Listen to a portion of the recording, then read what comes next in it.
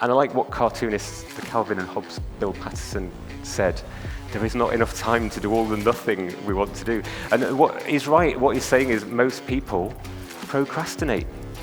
And actually, having only limited time is a really good thing. You can use it to your advantage, these constraints. You're forced to find a solution that fits into whatever little time box you've got. And this has come up already, this conference. Constraints, Rand said this the other day, constraints when I do my best work. This time pressure can induce really good work. So you do have some time, probably, and you don't really need that much, as we'll discover.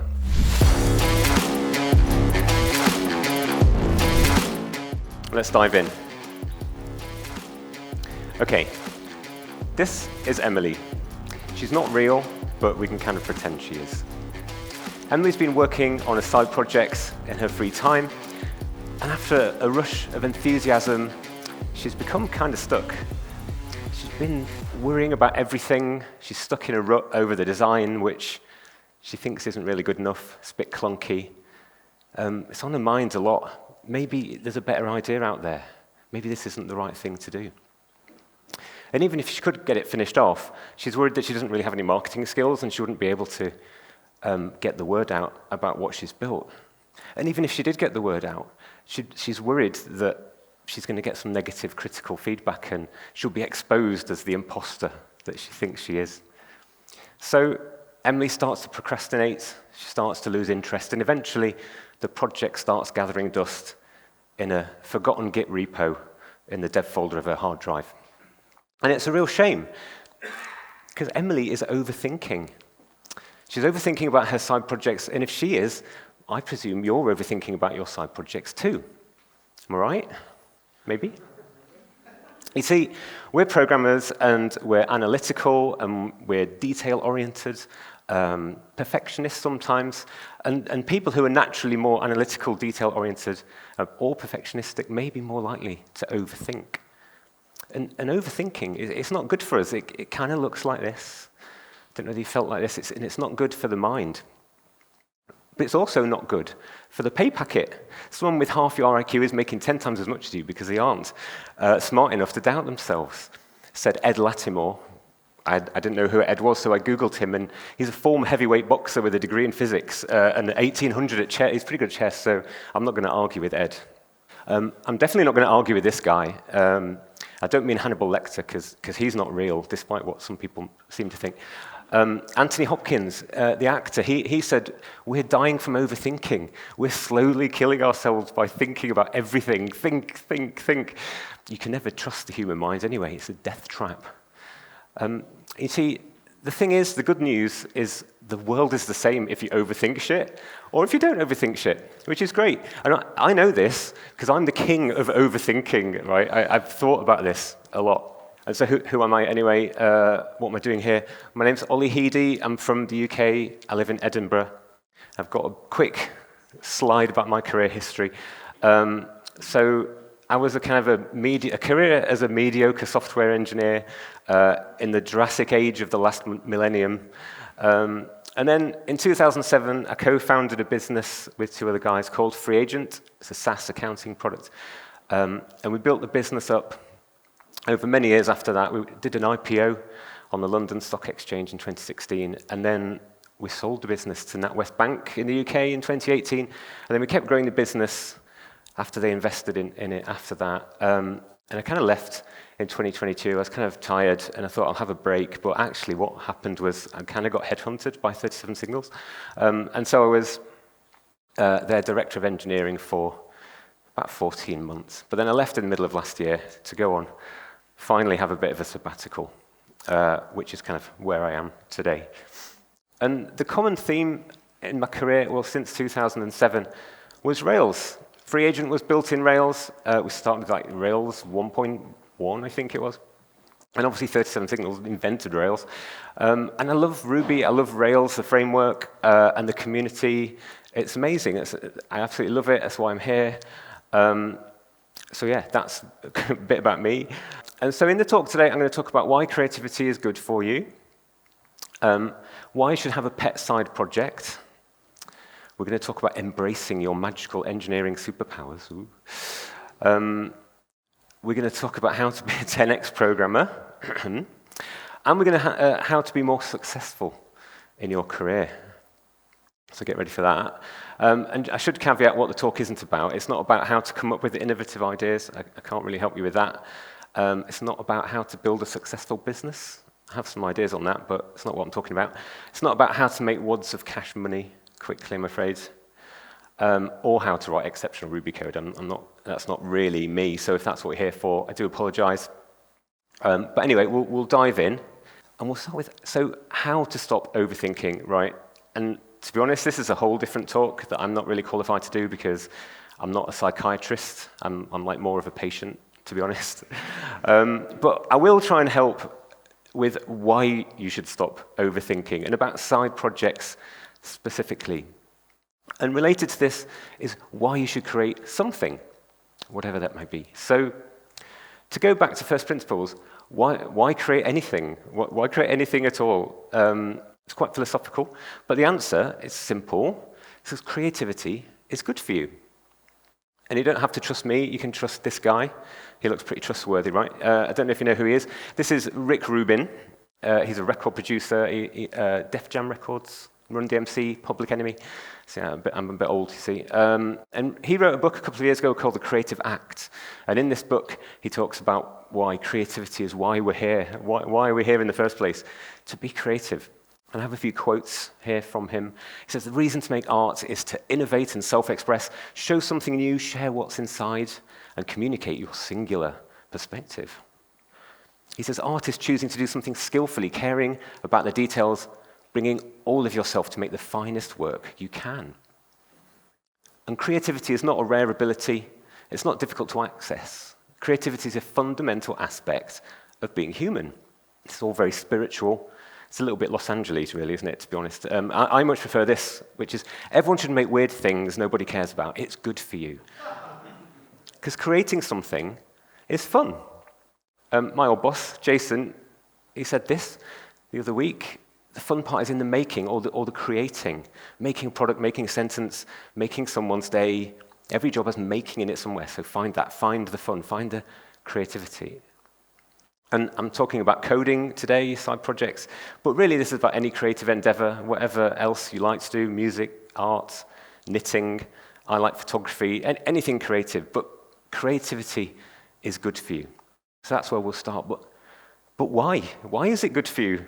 How do we know this? Well, apparently, it turns out, creativity and creative hobbies improves your performance at everything. It was quite a bold statement. That's good. And this comes from a BBC University College London study where they concluded engaging in artistic activities can be a beneficial strategy for enhancing emotional well-being. Some of the quotes people said were, it reaffirms my identity, I'm reassured of my own abilities, and I feel more capable of tackling challenges. So it's really good for the mind, but it's also good for business. Those with a creative hobby are more likely to be helpful, collaborative, and creative with their job performance. But I know what some of us overthinkers in the audience are going to say. You're going to say, but I'm not a creative, I'm a programmer. And I say, well, wrong, this is not true. And you might not be creative in the stereotypical way of drawing pictures, but you are a programmer, and programming is creative. Carry on with this, I'll tell you a story. So if we go back to 1995, because I'm a dinosaur in the last millennium, if you remember. In my first job, I was writing video games. I didn't have Dragon Ruby, Julian, I'm afraid. But this was my game, Super League Pro Rugby 1996. It was big in Pontefract in the UK. And at this company, we had designers, and designers would create 3D models, and from those create sprites, and they'd draw textures. And they worked literally in a different building. There was the designer building, and then there was the programmer building. It was a cowshed. We worked in a cowshed. And I sat with C++ programmers all nerding out together, and the designers were over here. And this separation made me feel like I wasn't a creative. That's what they did, not me. And the stereotype of the time was kind of like this guy. And that's kind of how I felt, in the cowshed, coding away. I didn't feel creative, but I was wrong. This is just a trope. The reality is, certainly in 2024, programmers and designers working together in harmony, creating things. And programmers do these mind-melding creative acts day in, day out. I mean, take this source code. This is from Campfire, and then I've realized maybe I'm not allowed to show this, but a bit late for that now. But if this isn't art, I don't know what is. This is a beautiful expression of domain-driven design. And the key word there is design. I mean, this is art. It maybe not be something that you'd hang on the wall, or maybe you could. That might be a thing, maybe. But it's literally a work of art in our context, because programming is creative. And while we may not be traditionally good at the drawing of pictures, the design, times change, right? And this is becoming a thing of the past. I don't want to denigrate designers at all. I love designers. Many designer friends love them. But design is being democratized to some extent, commoditized even. Today, us programmers, we can create beautiful things. And I'm not talking about Gen AI, however fun or weird that might be, dog muffins. But CSS frameworks like Tailwind, which maybe most of you have used, I don't know, maybe you have experience with that. Or books like Refactoring UI. This is a guide to the theory of visual design for programmers. It's amazing.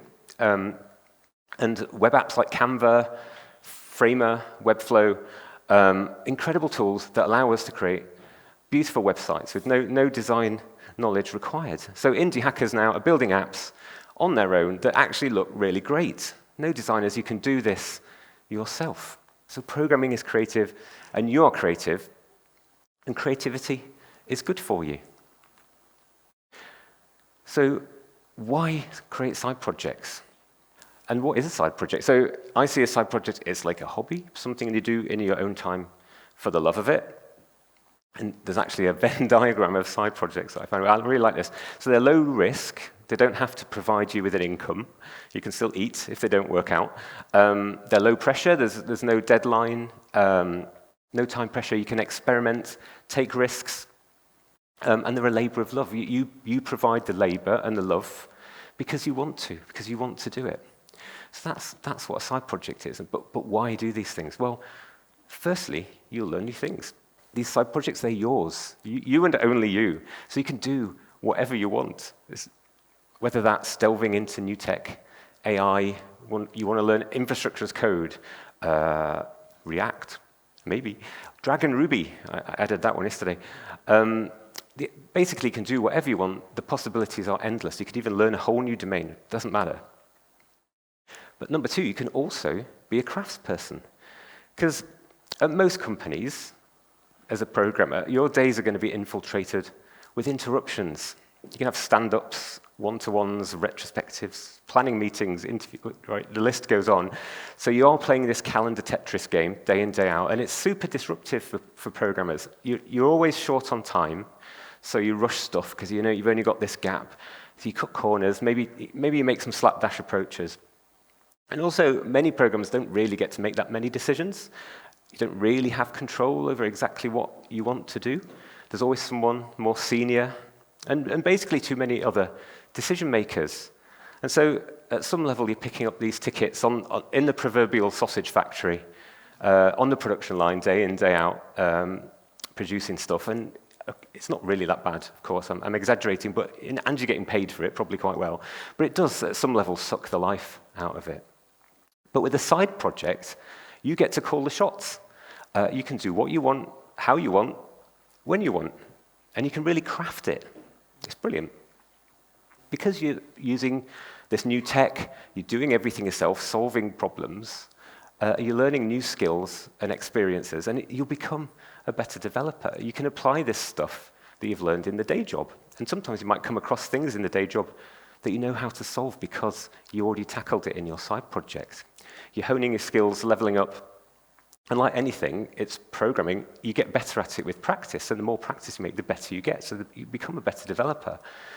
And because you're a better developer, you're going to become more employable, right? You're going to have something to show on your CV. It could be an app that you can point to. It could be a GitHub repo, gem, open source stuff, whatever it is. It doesn't matter. The employer doesn't care. What they care about is just seeing something that you've crafted in your own time for the love of doing it. And I've interviewed hundreds of engineers over the years, and this stuff really stands out. Most people don't have this stuff on their CV, so if you have it, it really stands out.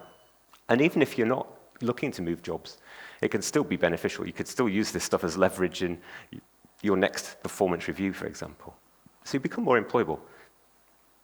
And finally, you have magical superpowers.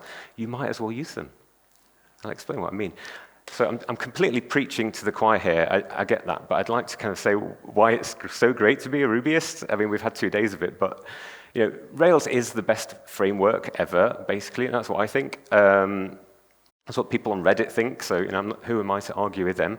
And even people who don't get to do it anymore miss it. They remember how good it was. They're now doing React. They remember how good it was to do Rails. I mean, we're talking about side projects for one person, and Rails literally is the one-person framework. It's why it was invented. It's all in one. You can do everything, and the ecosystem around it is amazing. There's a gem for basically everything you ever want to do. And so these are our superpowers as Ruby developers, and it's why we can create things so quickly and relatively easily. So I think you need to use these superpowers, put them to good use. And you might say, great, Olly, yeah, on your sabbatical, nice one. I don't have the time to do that. And I would say, really? You don't have any free time? And granted, some people don't actually have any free time, because they've got obligations and of their situation. But generally speaking, most people do have a bit of time. And I like what cartoonist, the Calvin and Hobbes, Bill Patterson, said. There is not enough time to do all the nothing we want to do. And what he's right, what he's saying is most people procrastinate. And actually, having only limited time is a really good thing. You can use it to your advantage. These constraints, you're forced to find a solution that fits into whatever little time box you've got. And this has come up already, this conference. Constraints, Rand said this the other day, constraints when I do my best work. This time pressure can induce really good work. So you do have some time, probably, and you don't really need that much, as we'll discover.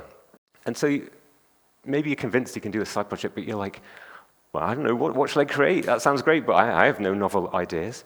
Well, this is an age-old problem, but the reality is very little is actually unique. When we started Free Agent, there were loads of accounting apps, even some SaaS ones. We just built another one and put a different twist on it. So you can copy something and just put your own twist on it. That's what most people do. Pablo Picasso said, good artists borrow, great artists steal. And he wasn't talking about theft and burglary. At least I don't think so. He was basically saying you can take inspiration from others. You can copying to some extent. And even the great bard, William Shakespeare, wasn't immune to this.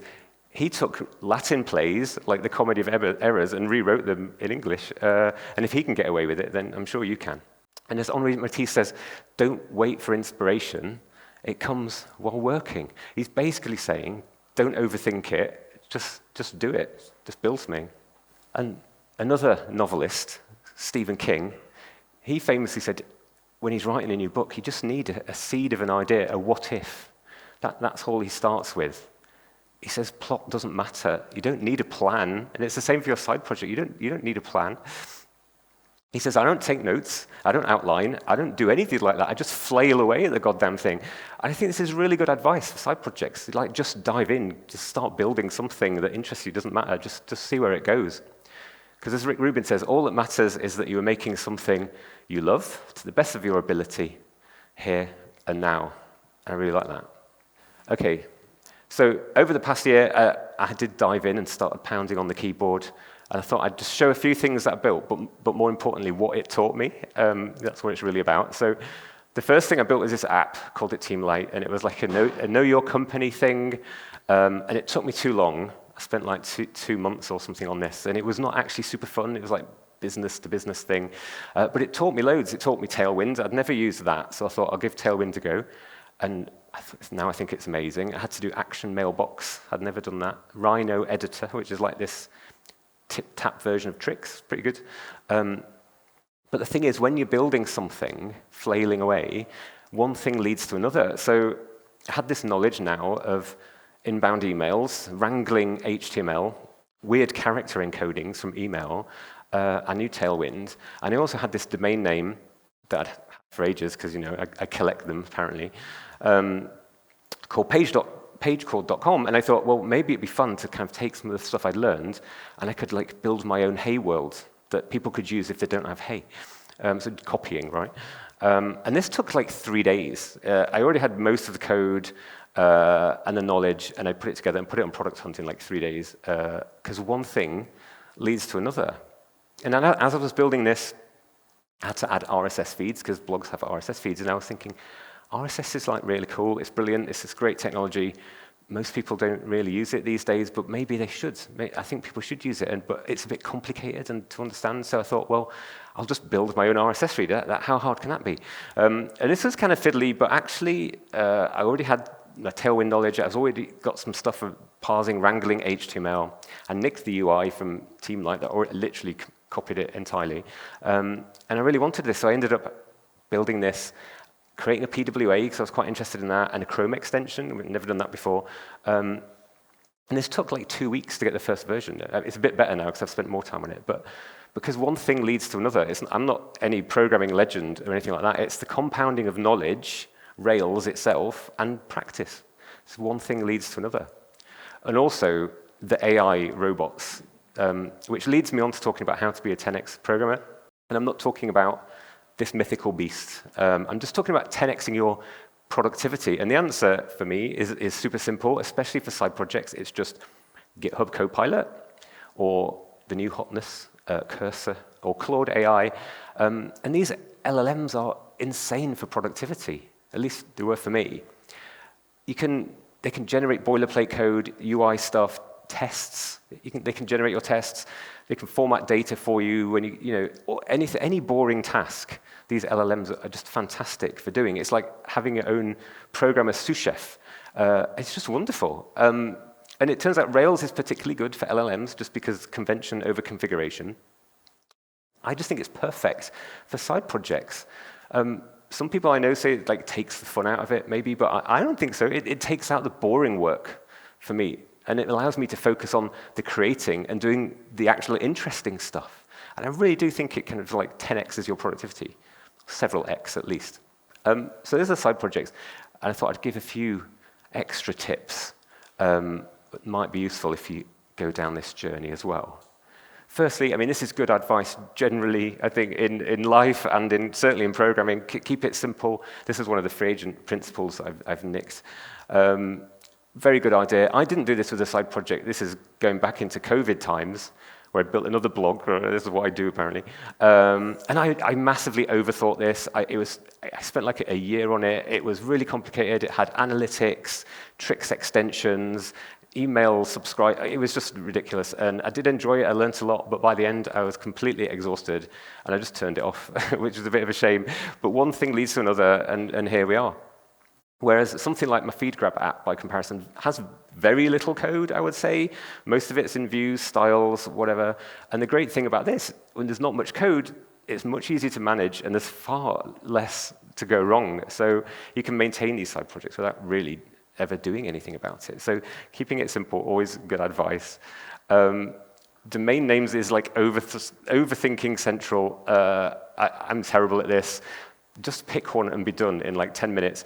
I didn't heed my own advice when I was like doing FeedGrab. I must have had about 30 different domain names that I went through. I still picked the one I thought of first, I think. Ridiculous, so don't do that. He talked about the democratization of design. I think that is true mostly. Sometimes you do need maybe a bit of a brand, a bit of a professional to do something with a logo or something like that. So don't get stuck or frustrated with that. I just went on Fiverr and I spent $30 or something, and someone was brilliant.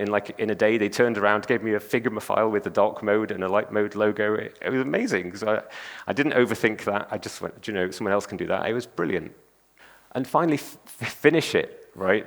So the creative act is never finished, whether programming, photography. This is a lifelong passion, but projects should get finished. Conclude them, and you'll get this sense of accomplishment if you do it. And it's easy to say, but it's actually difficult in practice because of this project hydra effect, where you've got feature creep, perfectionism, distractions, all the rest of it. But if you can battle the hydra and win, It's really good for you. Rick Rubin says, finishing our work is a good habit to develop. It boosts confidence. Despite our insecurities, the more times we can bring ourselves to release our work, the less weight that insecurity has. Basically, the more you do it, the less you overthink. And it's just worth pointing out that side projects aren't always going to be a smooth ride. You're going to get these inflated highs where things are going really well, and then you're going to get stuck in the trough of disillusionment. And that's okay, that's quite normal, but I would say stick with it, take breaks if you can. Not too long a break, so it doesn't go dusty.